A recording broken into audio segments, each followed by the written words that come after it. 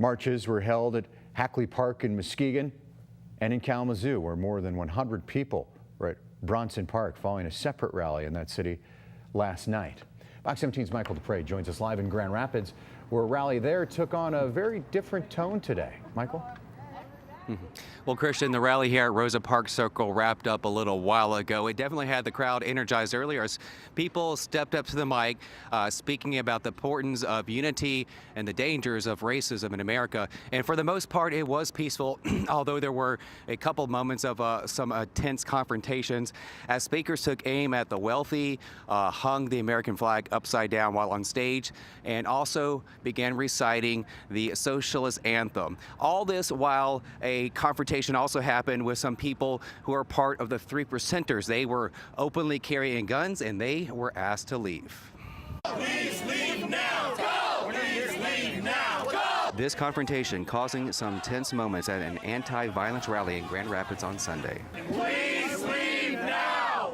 Please leave now. The crowd shouting at the 3%ers who call themselves an American Patriot Movement, who pledges resistance against the government when it comes to infringing on the Constitution, especially the Second Amendment. We're an all lives matter organization. We care about everybody. They say they care about protecting the people here at the rally and protecting free speech. Well, freedom of speech is freedom of speech. People have the right to say what they want. Now, it's people receive it in different ways. And it's their choice how they receive it, whether they are offended by it. It's their choice what kind of action they want to take afterwards. But that wasn't the only unexpected turn during Sunday's rally.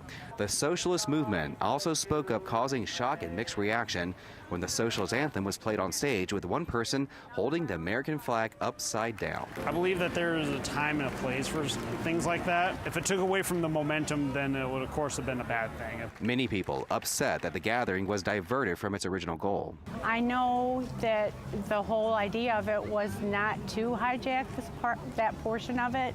The whole idea was for the unity of the rally. But one of the speakers says there was a reason why it was allowed. It's them taking their privilege and their platform and speaking to people who share the same views they do when it relates to socialism. So, in my opinion, that was the most appropriate thing, and as said, it allowed people who socialism resonates with them to realize that, hey, my group is supporting this, maybe I should too. And while there were tense, controversial, and unexpected moments as crowds eventually marched to Anabawan Park for a vigil, many of the demonstrators say what's most important is that a dialogue was had and voices were heard. I think it's very important that people come together in West Michigan for what happened in Charlottesville, Virginia, because what negatively impacts one part of our nation ultimately impacts us as a whole. I never reject your right to protest. I can disagree with what you're protesting, what you're organizing against, and I will never advocate for someone taking away your freedom of speech. So the rally may have wrapped up for here tonight, but organizers tell me they do plan on having many more protests and rally as time goes on and as they continue their fight against hatred. Live in downtown Grand Rapids, Michael Dupre, Fox 17 News. All right, Michael, a lot of voices out.